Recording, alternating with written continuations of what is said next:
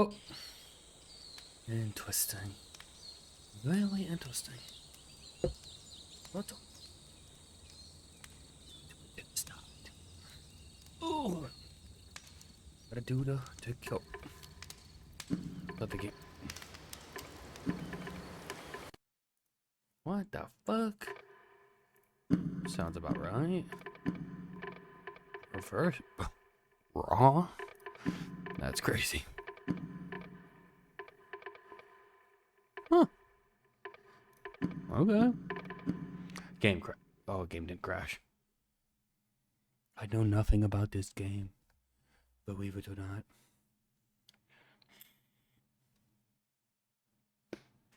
No shit. You don't fucking say. Hi there. Thank you very much for playing The Beginner's Guide. My name is Davey Reedon.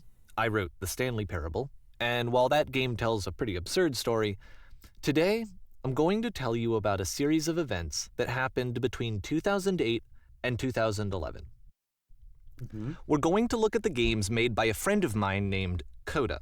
Now, these games mean a lot to me. I met Coda in early 2009 at a time when I was really struggling with some personal stuff, and his work pointed me in a very powerful direction. I found it to be a good reference point for the kinds of creative works that I wanted to make. So just to start you off, this is, I think, the first game he ever made. It's a level for Counter-Strike. You can walk around here, by the way. And mostly it's just Coda learning the basics of building a 3D environment. But what I like is that even though he starts from the simple aesthetic of a desert town, he then scatters these colorful abstract blobs and impossible floating crates around the level. And of course, it destroys the illusion that this actually is a desert town, and instead this level becomes a kind of calling card from its creator. It's like a reminder that this video game was constructed by a real person. And it kind of makes you wonder, what was going through his head as he was building this? This is what I like about all of Coda's games. I mean, not that they're all fascinating as games, but that they are all going to give us access to their creator. I want us to see past the games themselves. I want to get to know who this human being really is. And that's exactly what we're going to do here. So, it's 2008, Coda starts making these games, and he never releases any of them. He doesn't put them onto the internet, he just makes them and then immediately abandons them, and they sit on his computer forever. And I think he really understood this image of himself as a recluse. At one point, he jokingly renamed his computer's recycling bin to Important Games Folder. So, you know, this was just how he worked. He tended to crank them out one after the other without even really pausing to try to understand what he had just made, until suddenly one day, he just stopped. In 2011, that was it. He made his last game, and then he hasn't made another one since. And that's why I've taken this opportunity to gather all of his work together, is because I find his games powerful and interesting, and I'd like this collection to reach him, to maybe encourage him to start creating again. And if the people like you who play this also happen to find his work interesting, then I'm sure it'll just send that much stronger of a message of encouragement to Coda. So thanks for joining me on this. If you have a particular interpretation that I haven't mentioned here, or if you just need to get in touch, you can email me at daveywreden@gmail.com. Okay, that's about it for introduction. Let's take a look at Coda's first proper game. As each game is loading, I'll show you the date that it was completed. This first one was made in November 2008. No shit. Oh. What is this? What the fuck?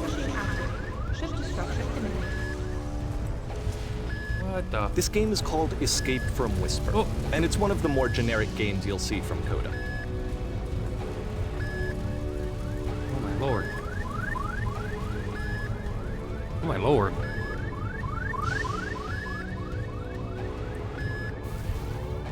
Security call breached. Hostile alien life forms inbound. It kinda looks like this game was abandoned mid-development. For instance, you have this gun, which you'd think would indicate that there are supposed to be monsters or enemies somewhere, but then clearly there are no enemies anywhere. You can't even reload the gun when you run out of bullets. But ultimately we don't really know. Maybe Coda thought that actually it was complete the way that it is. and I think that we should talk about his games for what they are, rather than for what they're not. Enemy force neutralized. Begin ship evacuation. I love how you can see the bottom of the universe from this room. Oh.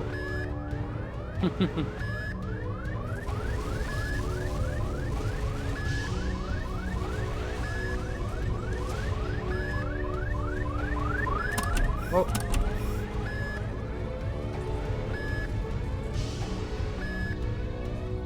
Apparently, this space station has a labyrinth on it. Sure, I don't know. There's really no reason for it that I've ever been able to discern, so in the interest of time, I'm just gonna skip you on past it. Okay, this is the part that's interesting. The game has this narrative about the whisper machine and how it has to be turned off, and then you get to the engine room. Hey, you there, in the engine room. You could save us all. That beam is powering a whisper machine. We could disrupt it by Throwing introducing yourself a into great it. interactive Self-sacrifice, information. really. If your body could stop the beam. It's so much to ask, but for all of our lives, would you do it? Could you give yourself? Can I say no? Oh.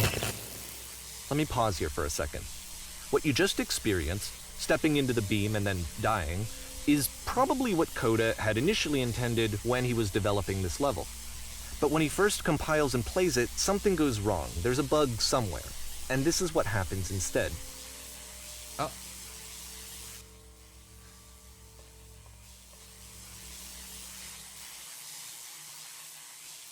Huh. Oh. Interesting. The beam causes you to start floating. And this is an important moment for him. Because yes, this is technically a glitch, but Coda identifies something human about it, like how small it makes you feel in the face of this larger chaotic system. Or this floating could be the afterlife, a peaceful place, juxtaposed against all of the hysteria that you've just had to traverse.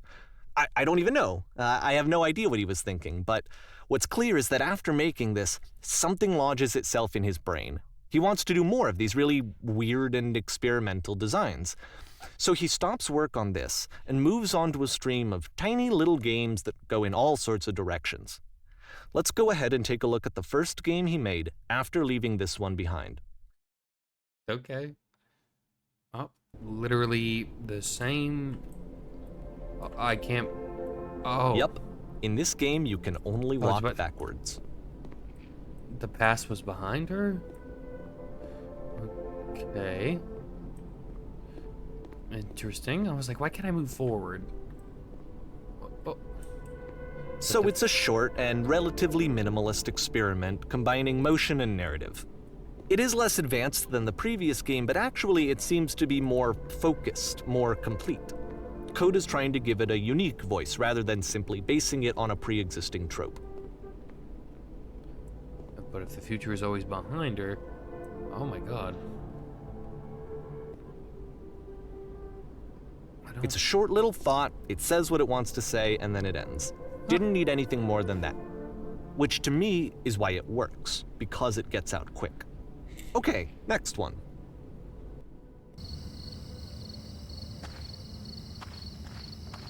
Oh, I can't see shit.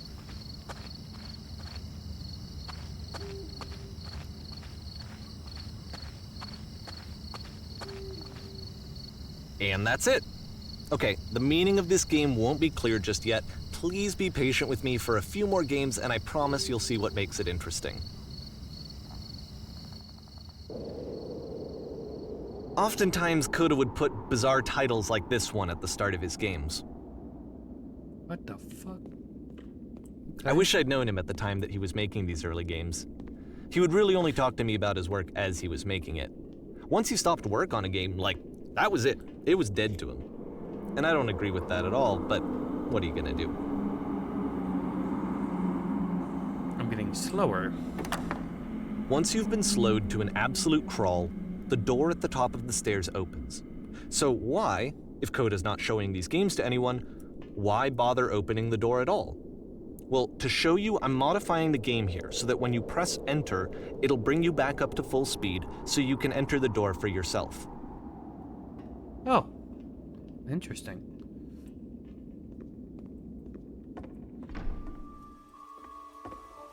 Standing on it, staring at a bear for 3 hours. It's all of his ideas? A room that's warm and nice and filled with little ideas for games.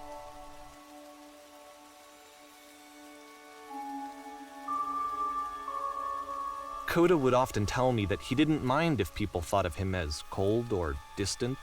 He said that he knew that he was actually a vibrant and compassionate person, but that it takes time to really see that. It can be a very slow climb to get there.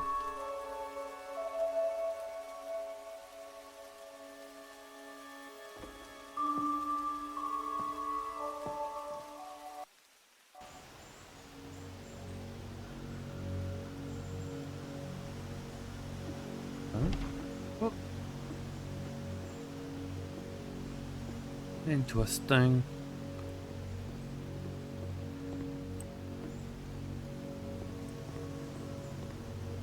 Well, this is new for Coda. It's an actual puzzle. Go ahead and see if you can solve it.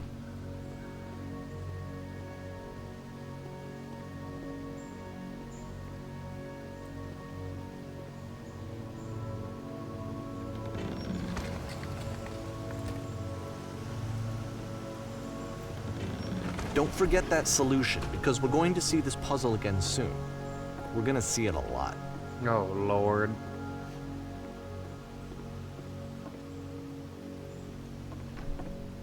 So that seems to be it, right? You walk down a corridor, you solve a puzzle, you get to the end. Simple enough. All right, now I'm going to modify the game again so that when you press enter, it'll remove all of the walls from this room.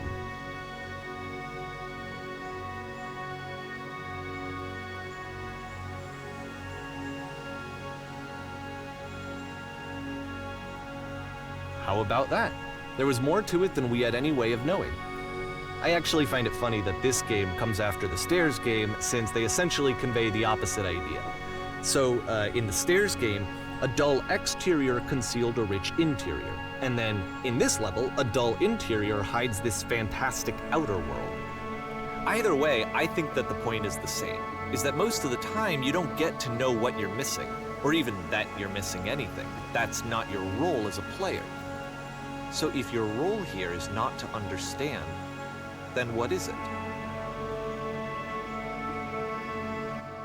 I don't fucking... Oh. We're back. Aha. So this, combined with the entering game from earlier, tells us that Coda believes his games are connected somehow. It could even be that the Stairs game and the puzzle game are literally connected in between this and the entering game. There's a bigger picture that all of his games are meant to play a role in, some larger meaning that we won't be able to grasp until we've seen all of them. And once we have, we can step back and start to understand what exactly that bigger picture is. Okay, we're in March. Okay.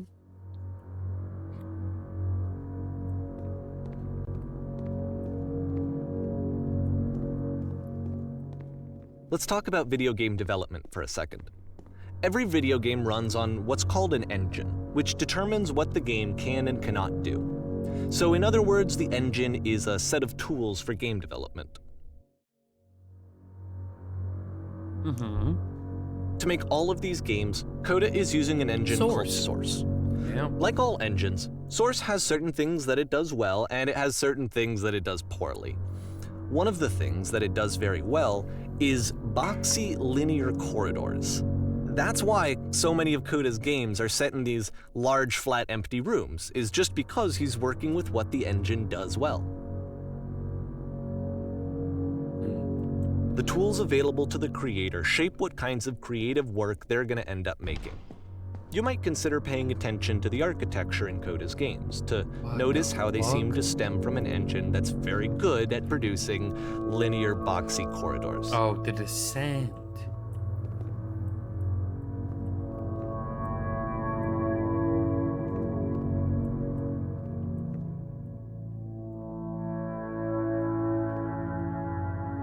missed it.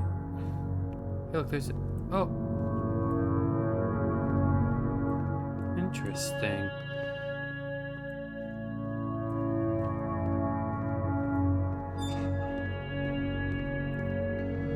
Don't mind if I do.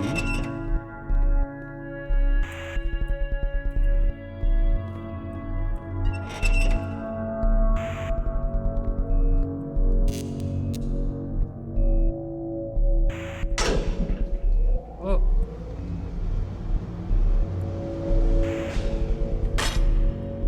Okay. Oh. This prison, funny enough, in Coda's original design, the doors stayed shut for a full hour before letting you go. If you don't mind, I think we're gonna skip that. I like that. Big ups, Pam. This is something that he and I used to argue about a lot. You know, whether a game ought to actually be playable, whether it means anything if no one can get through it. And I would always defend that, you know, all this work goes into the game, why not make it playable and accessible? And so we just got into heated arguments over it, and there was one time that after one of these conversations, he went home, and a day or two later, he sent me a zip file entitled Playable Games that was full of hundreds of individual games, each of which was just an empty box that you walked around in and nothing else. Believe me, I played every single one of those just to find out if there was like a gag hidden somewhere. There wasn't.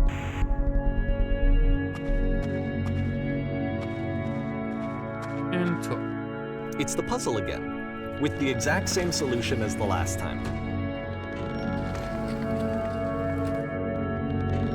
There's still no clear indication of what makes this puzzle so special that Coda is going to return to it over and over. But I promise I'll share with you my interpretation very shortly. Interesting. Very interesting. It's just the room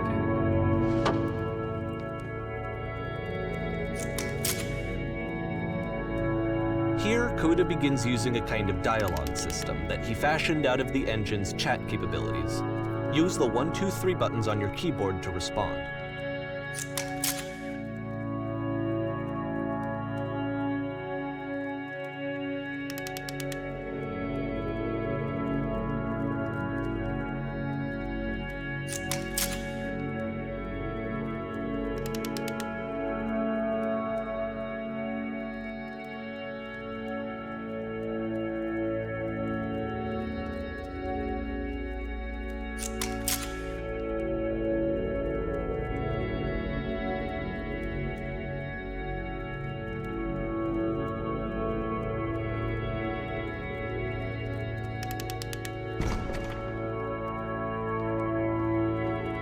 Interesting. Oh.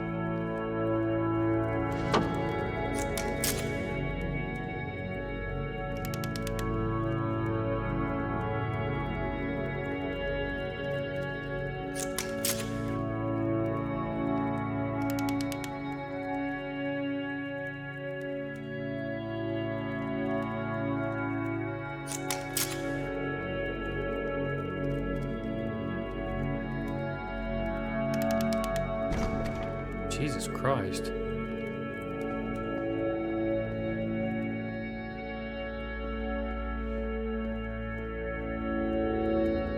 And so we make one last descent down to the final floor of the level.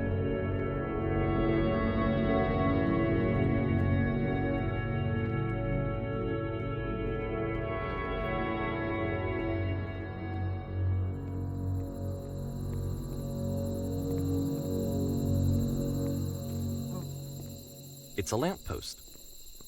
Okay, I can't tell you quite why, but for some reason, Coda fixates on this lamppost. It's going to appear at the end of every single one of his games from here on out. I'll tell you what I think. I think that up to this point, you know, he's been making really strange and abstract games with no clear purpose, and maybe you can only float around in that headspace for so long. Because now he wants something to hold on to. He wants a reference point. He wants the work to be leading to something. He wants a destination, which is what this lamppost is. It's a destination. We're gonna see it in the work as well. His games are just gonna become a lot more cohesive, a lot more fully developed, with more of a clear idea behind them. And as we go, that idea will get clearer and clearer and clearer.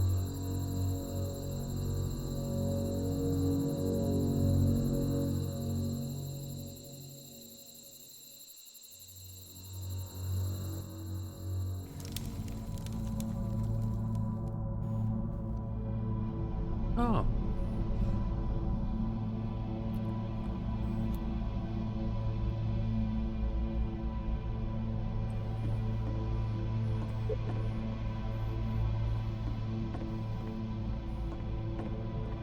So first off, I'm sure you can deduce this, but this game is not connected to the internet. All of the notes that you're gonna see have been written by Coda. This was actually the first game of his that I ever played. This was shortly after I met him at a weekend game jam in Sacramento, where I grew up. I saw him working on this very level, and it was just so different from anything that anyone else was doing. So right away I was like, I have to be friends with this person. In retrospect, I think I was probably a bit too pushy, trying to get his attention. I was over-enthusiastic. But he was very gracious about it and very patient with me. And I cooled off eventually. Oh, feel free to skip over any of these notes if they're not doing anything for you. Nothing extra is going to happen if you read all of them. Either way, to me they convey a sense of loneliness. I see this person who's filled with thoughts and feelings and beliefs and has no way to express them except as scattered and unheard voices in a game that wasn't meant to be played.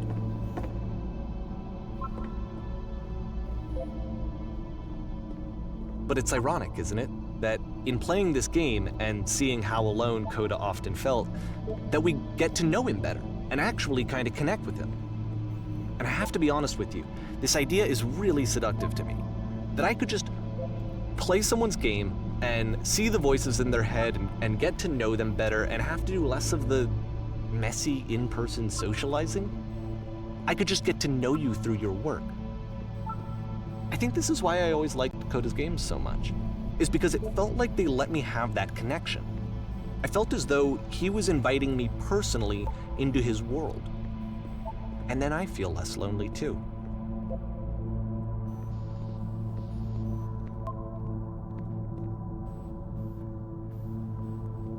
This is crazy.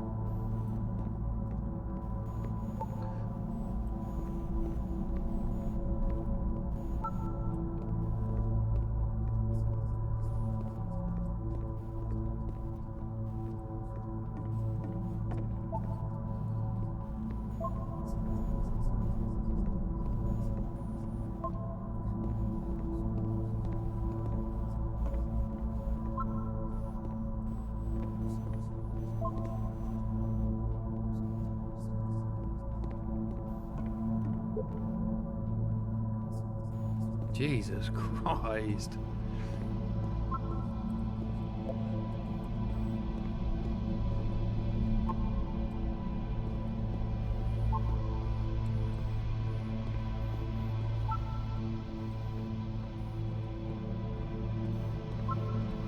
At the end of this level, we're going to see the puzzle again. And here, I'll tell you what I think the puzzle means.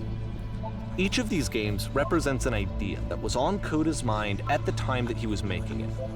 And the puzzle is a way of closing the door on a previous chapter of his life before moving on to the next one. In each of his games, after exploring a theme that, he might find difficult, Coda can then place this puzzle that he knows has a reliable solution, he understands exactly how it works, and so it gives him a simple mechanism for moving on.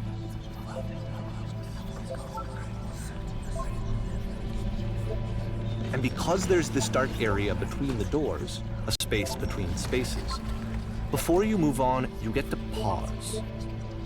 Just for a moment, a few seconds to reflect on and let go of the events that led you here. To step back and connect the pieces together, to grasp at that elusive bigger picture.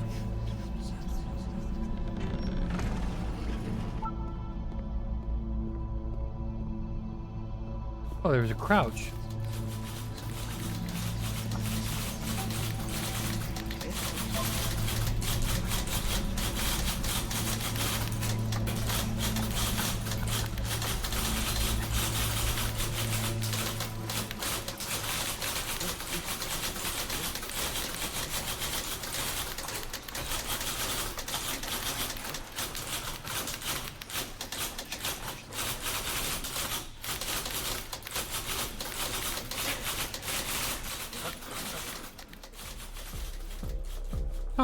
Okay, this one is tough. It's gonna kinda just spin its own wheels for a few minutes. Hang with it.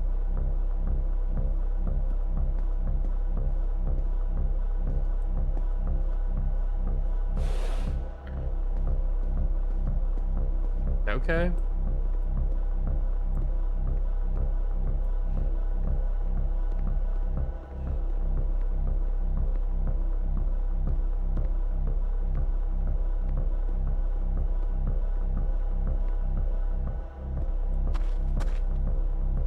See, like, this is it. The whole game. And there's nothing that's particularly interesting about it. You just walk to the end of a hallway. Except, for some reason, Coda gets really fixated on this prison that has all of this modern furniture. And I don't know why, but he decides he needs to revisit this prison. He's gonna start over, use the same assets, turn it into something else. Okay, cool. Here's version 2.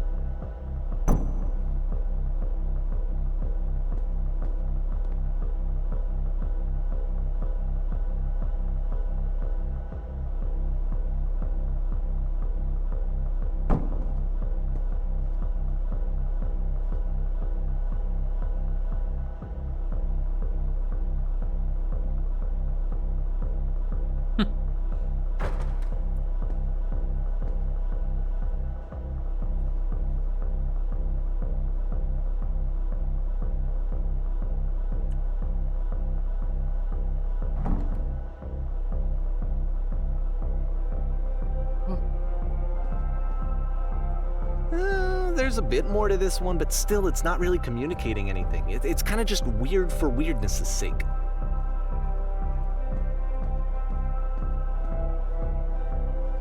So okay, he throws it out and starts over. This time he comes at the prison idea from a different direction. The well. Oh.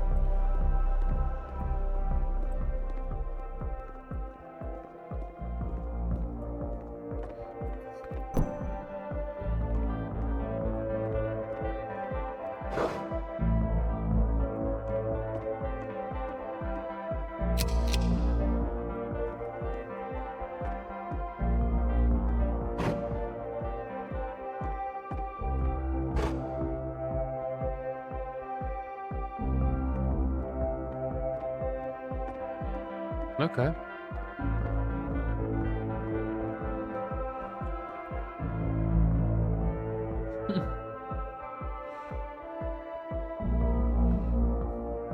And of course, now the table is gone and you can't begin the chain of events to escape.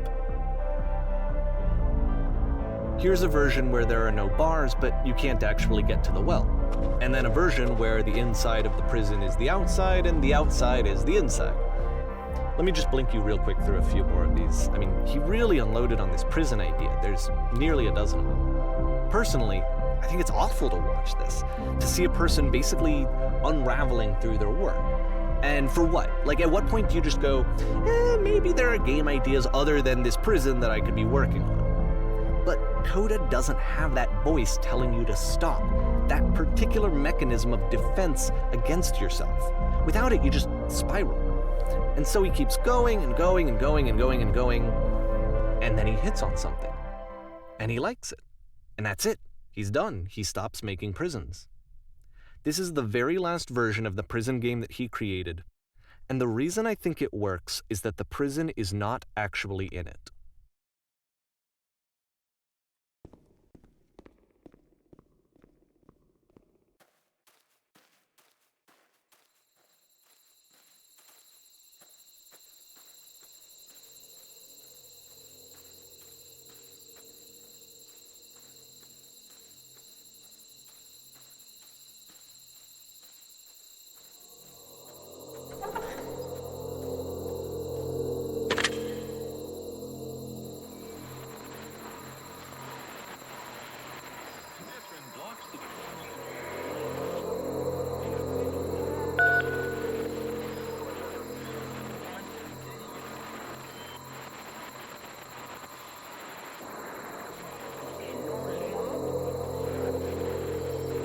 It's a conversation. And so this is what Coda wants, is to be able to talk to someone, to share what's on his mind, and to get some good advice from someone who knows. But the irony is that even in this scenario, you're still talking to yourself. You know, all of these games so far are Coda talking to himself.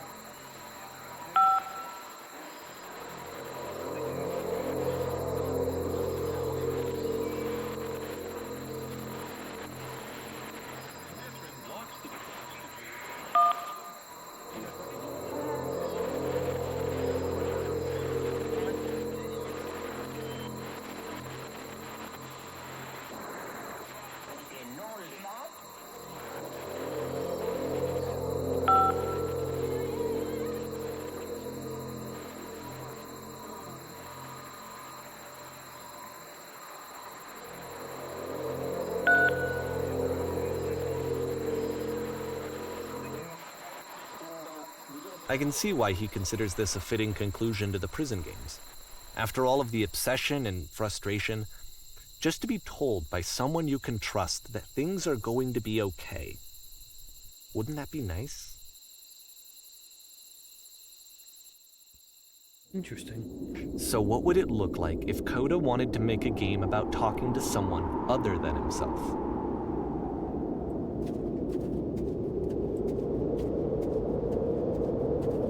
To me, this environment is meant to represent Coda's puzzle, with the two doors on either side and a dark transitional space between.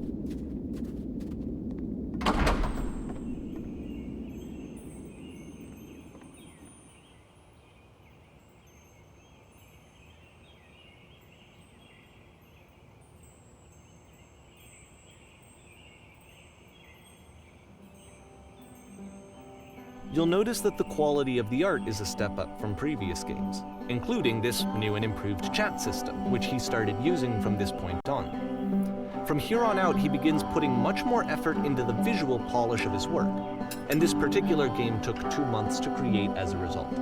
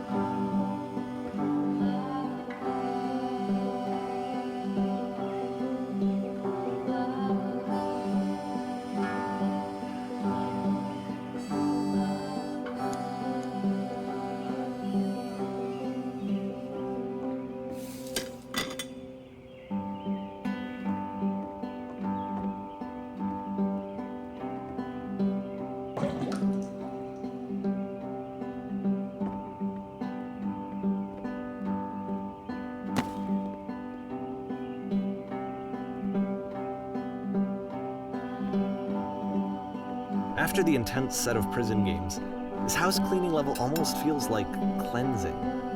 It's the moment after a particularly difficult or traumatic experience where you just need to let it sit and digest inside of you, and eventually cohere into something meaningful.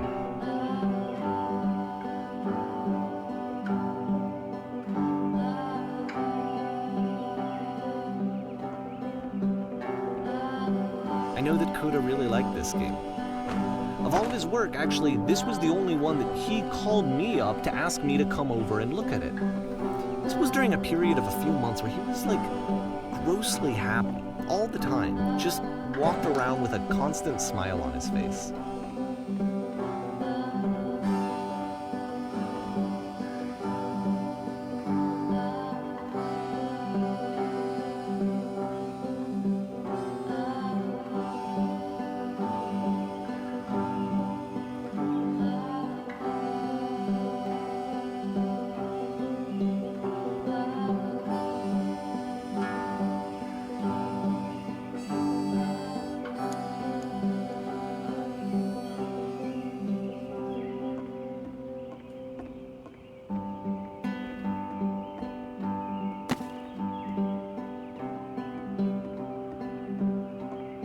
I'm glad he made this. I'm glad he found some peace.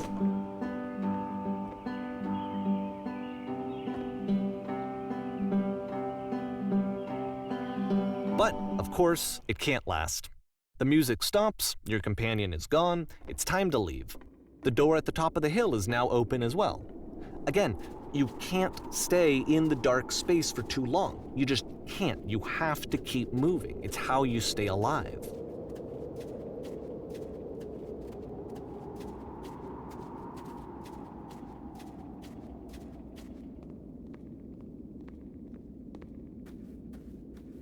Which is the whole point of the puzzle doors, right?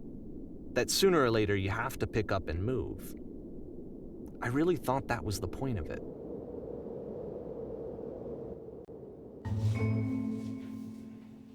This one gets a bit goofy.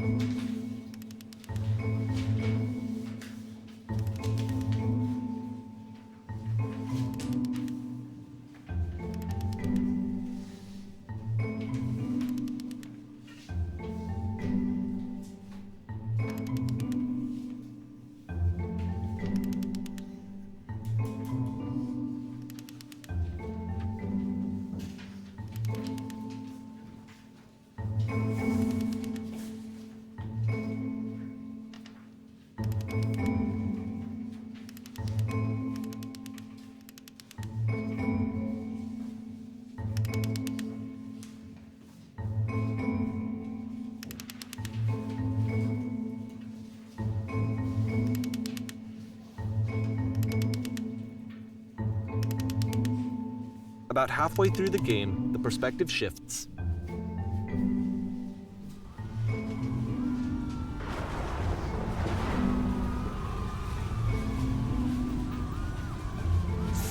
And you play as the teacher.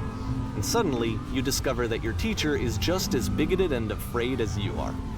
Oh, and also you can move around the classroom now.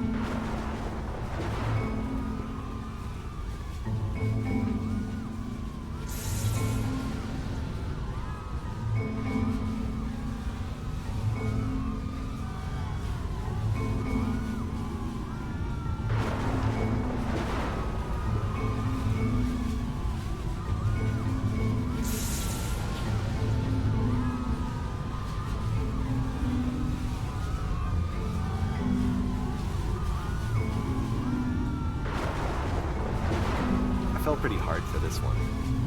I feel like it's one of the most relatable experiences that you can have. To assume that some other person is perfect and totally fulfilled in every way and completely miss all of the little flaws that make them painfully human. I think about this game a lot these days. What the fuck is going on?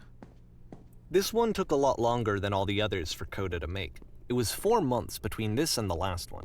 That's twice as long as it took him to make any other game before this, and it's not like it's particularly complex, so I remember I found that a little strange at the time.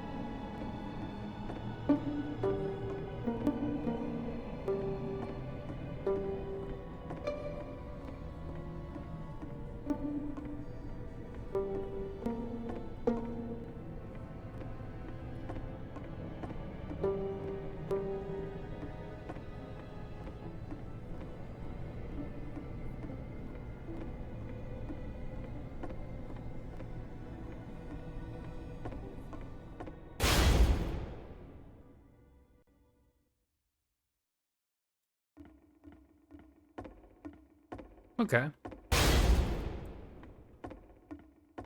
The game ends with this eerie premonition of what's going to happen next in Coda's life.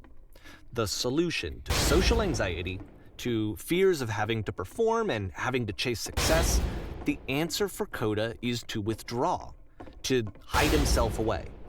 Which is what leads to scenarios like the stairs that slowed you down several games ago, where it just becomes harder and harder to access Coda's inner landscape because he keeps retreating. He just keeps backing away from possible connections to anyone other than himself. And to be honest, I didn't consider it very healthy when I first played this game. You know, it looked to me like he was trying to justify the idea of just disconnecting yourself from the world. And that wasn't what I wanted for him or for his games. Because I feel like a lot of his games are inviting me to connect with this person, to bring him closer.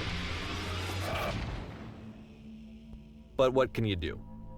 After this, Coda went off and took another 5 months to make a new game.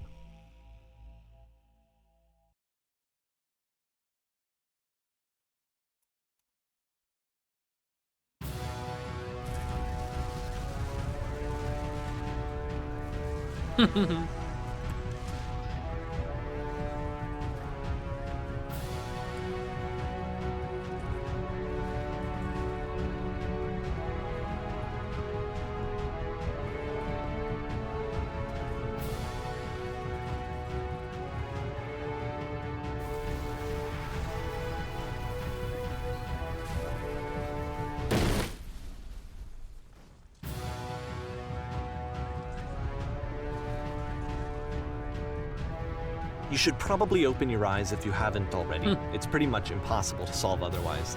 And there is a solution, by the way.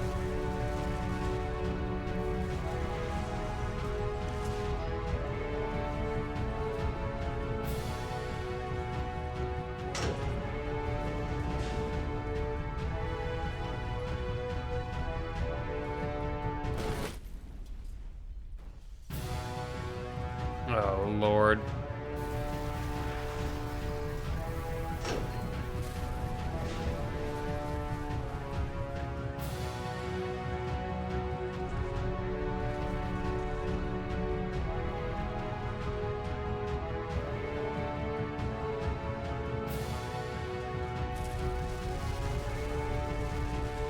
There was another one.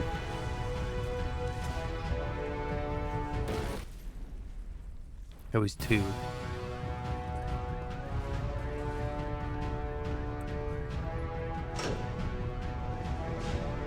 I don't know what 3 was.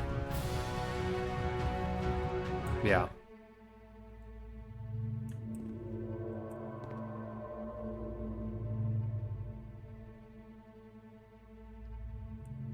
Like I said, I was getting concerned. First off, he's never been this explicit in his work about exactly what he's thinking. So where's that coming from? But then even weirder, his work has potentially stopped being an outlet for him. Not like he's having trouble iterating on ideas, but he literally just can't think of new ideas anymore. And in person, he was being a lot more distant than usual. Like, you know how sometimes a person will just deflect anything that you say in order to keep themselves disconnected all the time? It was that kind of thing. Here was the point in my relationship with Coda where I really started to wonder if he needed my help in some way. His games are going to get more desperate from here on out. After this game, it's almost 6 months before he finishes something new.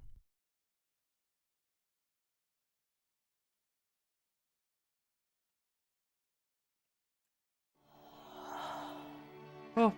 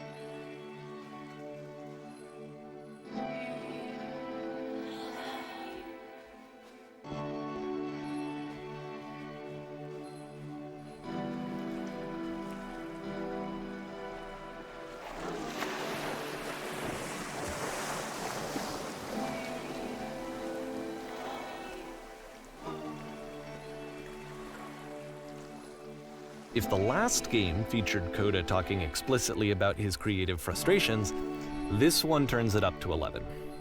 Now, put yourself in my shoes playing this. Here's a friend whose work is exhibiting signs of struggle, frustration, anxiety, depression, even. And yet, still, he keeps making games. He keeps throwing himself into the grinder even when he clearly doesn't have the energy for it anymore. Why? What is it for? Because from my perspective at the time and just what I knew of him, this was a result of how isolated he was. He was in his own little bubble, just sitting at his computer all day, not really showing these games to anyone, not releasing them onto the internet, and so he didn't have anyone outside of himself to connect with. He had no outlet to ground himself on.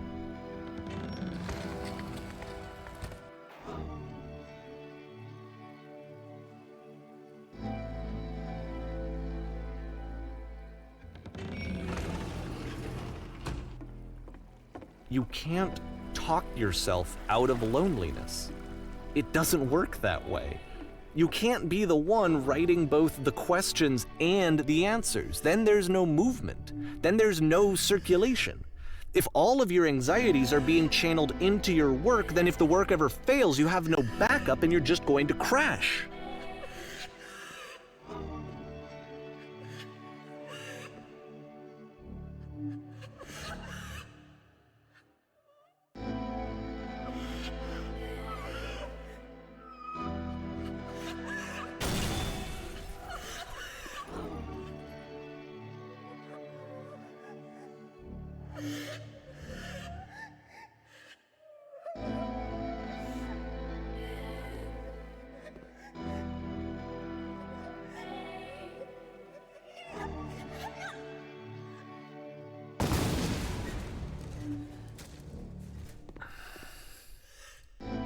Seeing this game at the time that he made it, it looked really unhealthy to me.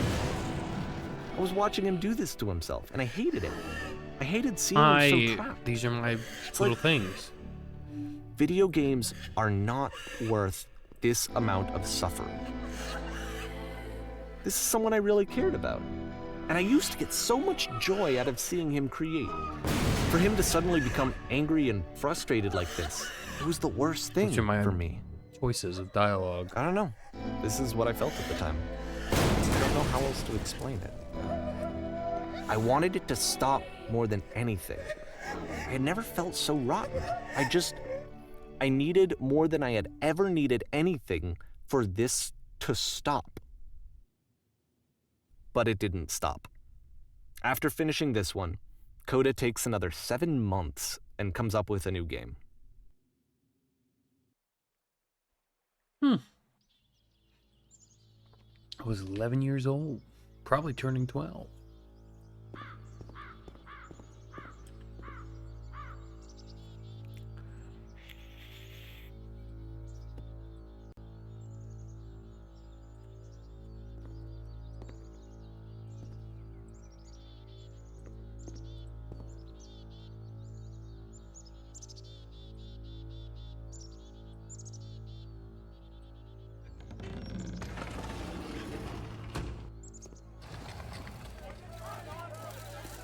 No pictures, no pictures, no pictures.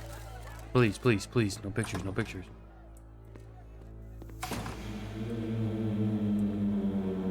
And of course, it's the machine.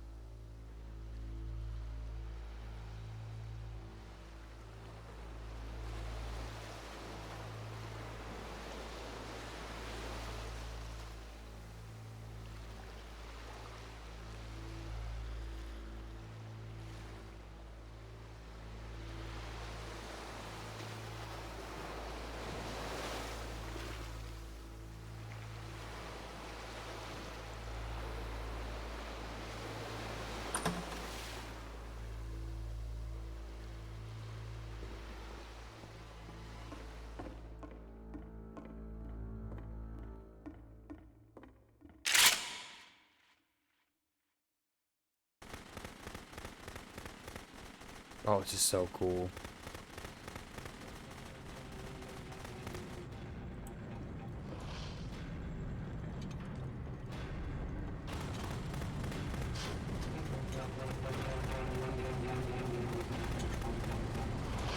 So now the work is becoming self-destructive. And I'll tell you, at the time that I first played this game, shortly after he made it, here's what I'm thinking to myself.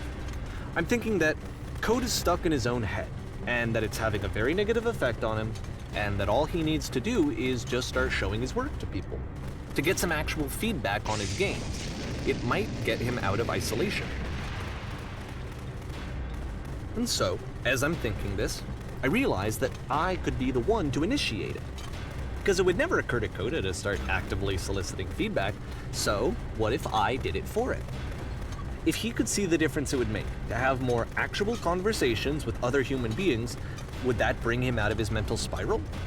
Would it give him confidence in himself? Would it bring meaning back into his work?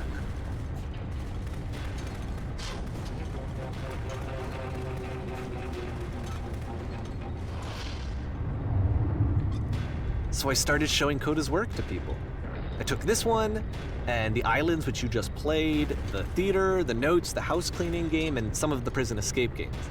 I brought them to people that I knew and trusted. I asked their opinions. And the great part is that they really loved his games. You know, the point of it all was just to give him some external reference point, but they genuinely loved his work. There was nothing for him to be afraid of.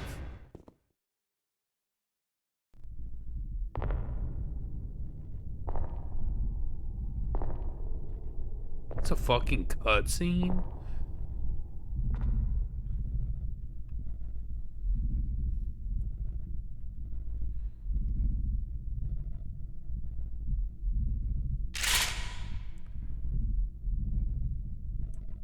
You're gonna make me pull the trigger.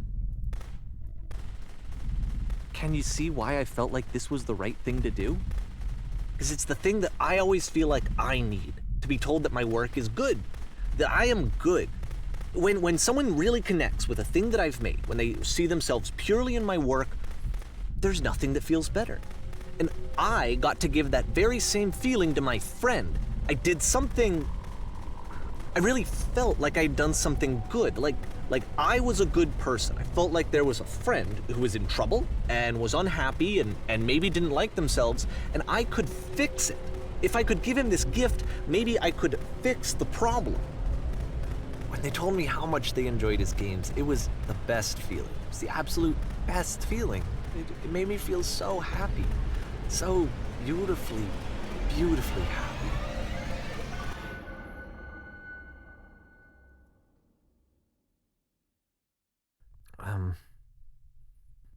So anyway, Coda finishes this game, and then really he just kind of takes off for a while. So this is June of 2011, and I didn't hear anything from him for several weeks, I guess.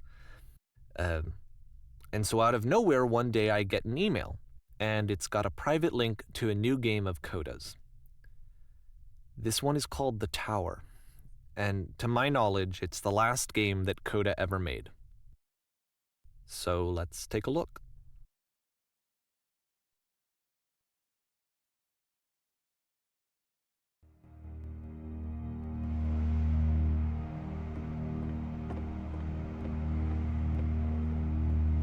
And this is where I have trouble saying anything meaningful about Coda's work. Because more than anything else, the tower just feels distant. It feels like it's trying to distance itself from the world. It's a very cold game.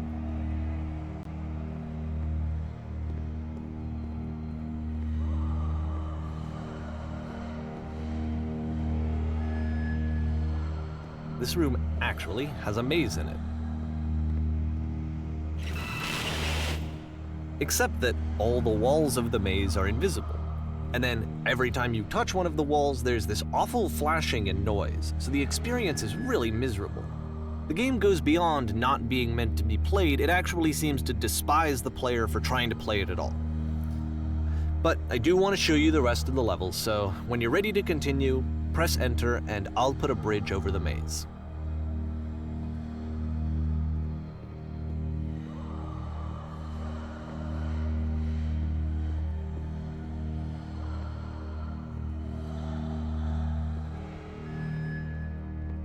And to be fair, it's not like this is the first game that's needed some modification to be playable. Like the house cleaning game. You know, that one used to actually loop the cleaning chores and you just cleaned a house forever. I had to cut it off so that you could exit the house and the game would actually end. But that game had an idea that it was actually trying to communicate. What's the deeper idea behind the invisible maze? The only way past this challenge is to randomly guess the 6-digit code. Like the invisible maze, it's frustrating to me, because it's the opposite of everything else that Coda has made. It doesn't encourage thought or engagement. It doesn't ask anything of me, except a lot of my time. If I could have reached him during this time, then maybe I could have asked him, but I couldn't. I still don't really understand why this is here. I'll put the code on the ground for you here, though, so that we can move on.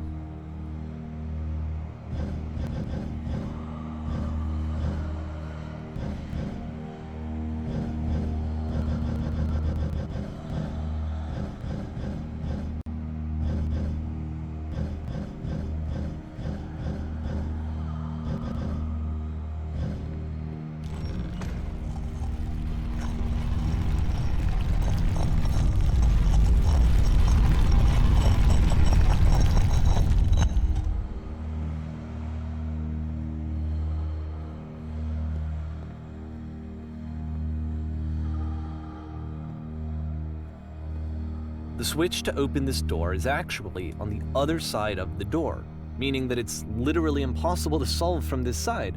So even if you somehow brute forced your way through the first 2 challenges and you got to this point, there's actually just no way to progress. And it's scary for me, the idea of Coda cutting himself off entirely, just saying, you know, that's it, that's the end of the conversation, not giving me any way to fix the problem. I feel like a failure, I guess, when I can't fix the problem. But I can open this door for you, so let me do that. Was I a failure for not understanding this game? I mean, I don't know why I would be. It's not like everything needs to have a solution, but I feel it somehow.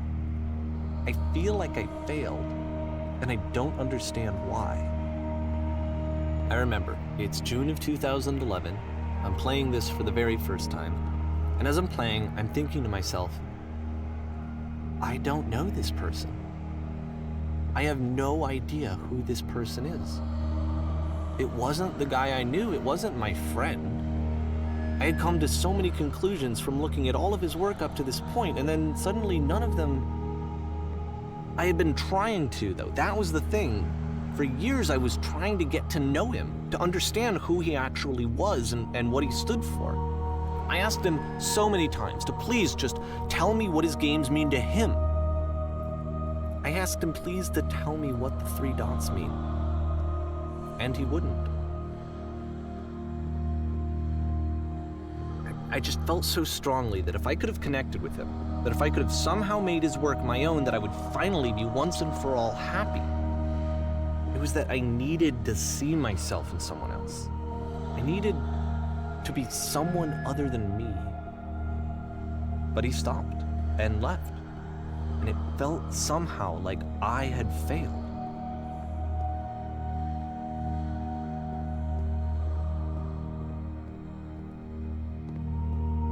Where did I screw up?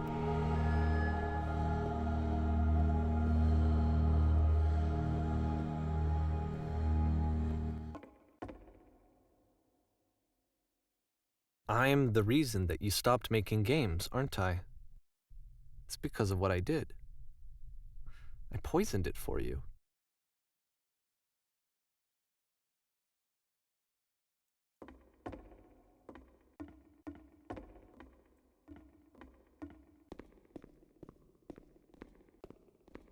I don't think I ever told you this, but when I took your work and I was showing it to people, it actually felt...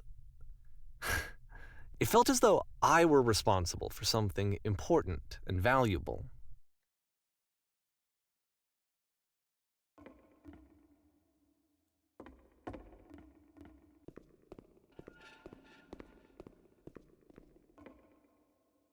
And the people who played them, they treated me like I was important.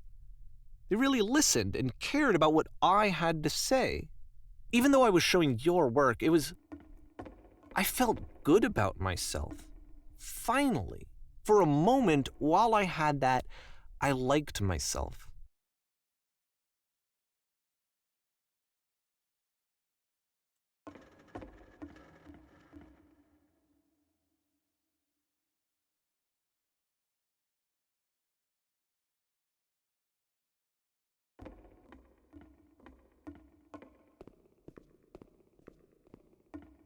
And then you stopped, and I didn't have anything left to show people. I just had to be with myself. And as soon as that happened, there was no feeling at all. Nothing. Less than nothing.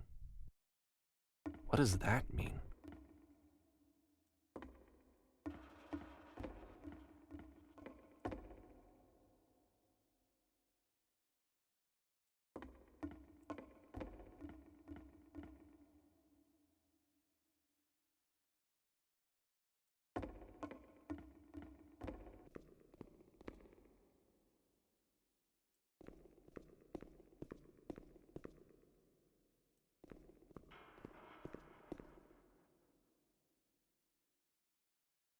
I'm afraid that I did something really stupid because I don't like myself.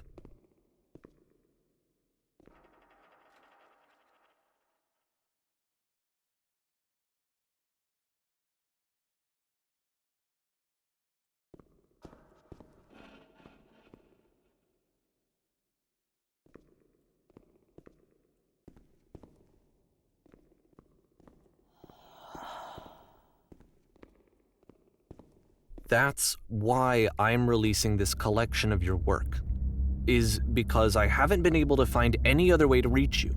I've tried everything.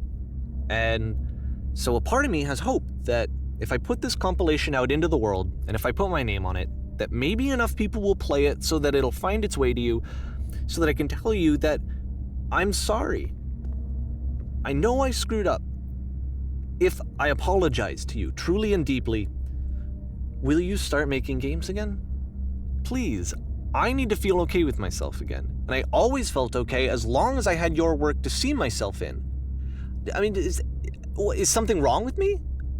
Because I know that I did an awful thing, and I'm doing it again right now. Like, I'm showing people your work, but I can't stop myself from doing it. That's how badly I need to feel something again, like I'm an addict. There has to be something wrong with me. Can I apologize? What if I tell you I was wrong? Will that work? Will that fix it? I don't know. I don't think it will, but there's nothing else that I can do. Just tell me what you want. I'm sorry. I'm sorry. Please, start making games again. Please help me. Please give me some of whatever it is that makes you complete. I want whatever that wholeness is that you just summoned out of nothing and you put into your work. You were complete in some way that I never was. And I want to know how to be a good person. I want to know how not to hate myself. Please. I'm fading, and all I want is to know that I'm going to be okay.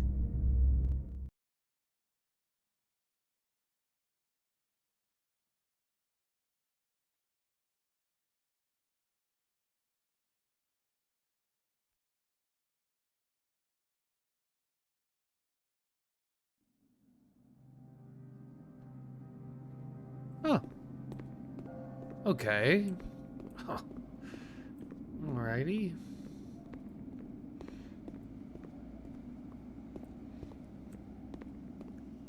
This is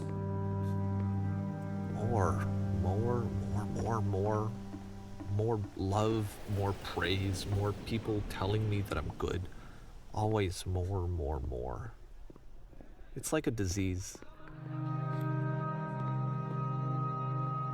Solution, solution, solution.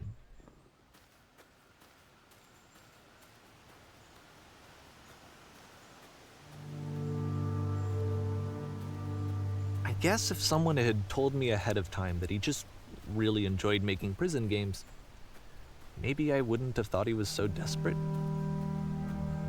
I wouldn't have told so many people that he was depressed. Maybe he just likes making prisons.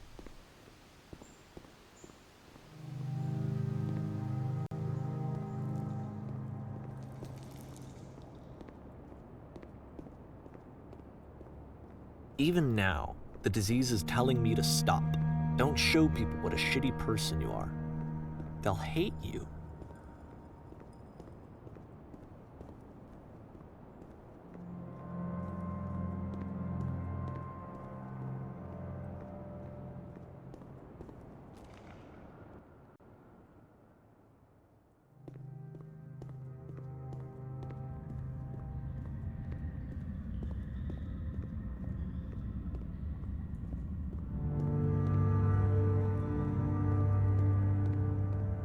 If I knew that my life depended on finding something to be driven by other than validation, what would that even be? It's strange, but the thought of not being driven by external validation is unthinkable. Like, I actually cannot conceive of what that would be like.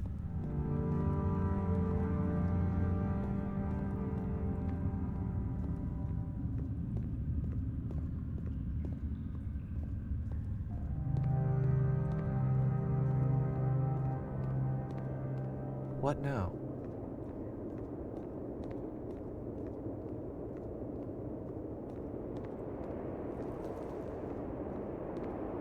I think I need to go. And I'm sorry, because I know that I said that I would be here and I would walk you through this, but I'm starting to feel like I have a lot of work to do.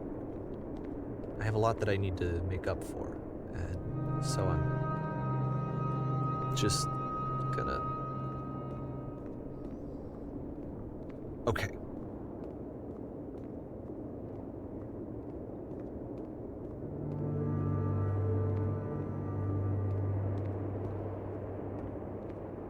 Oh, I haven't spoken. Not a peep. Tried to.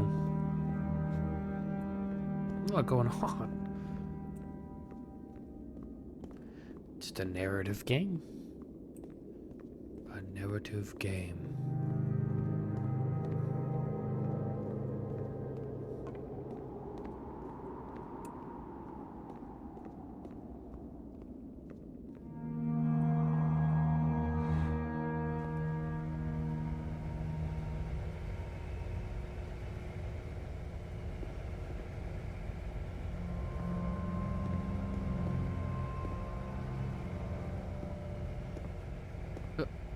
Let me up. Oh. Lord have mercy.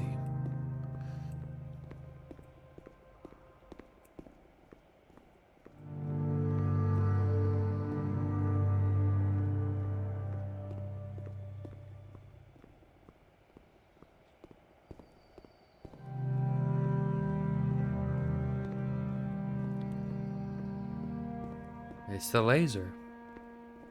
Am I gonna float this time? I don't think I'm gonna float.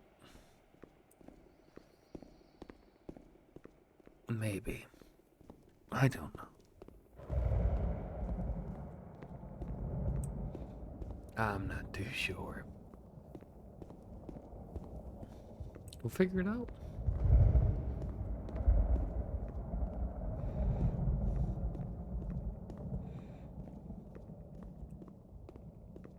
Maybe.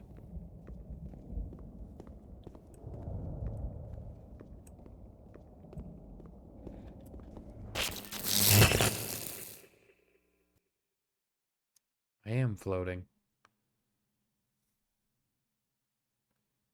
Oh. Huh.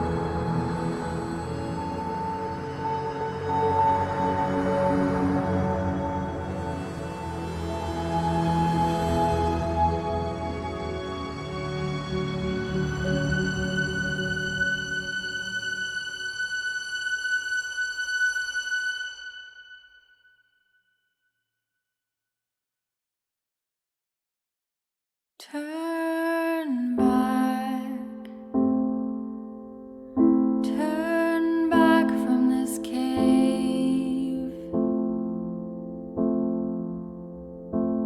You said, let me prove that I'm brave. Let me keep going. But the cave goes for miles and miles and miles. And you're so tired, but I know that you're strong.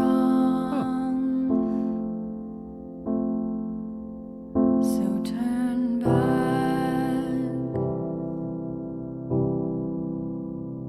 turn back.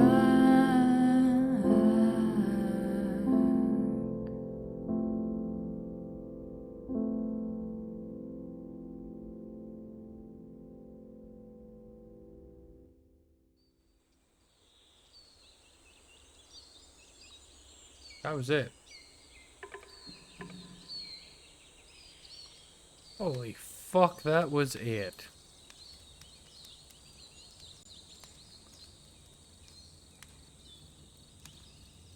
Huh. Well, that was the beginner's guide. Huh. Interesting.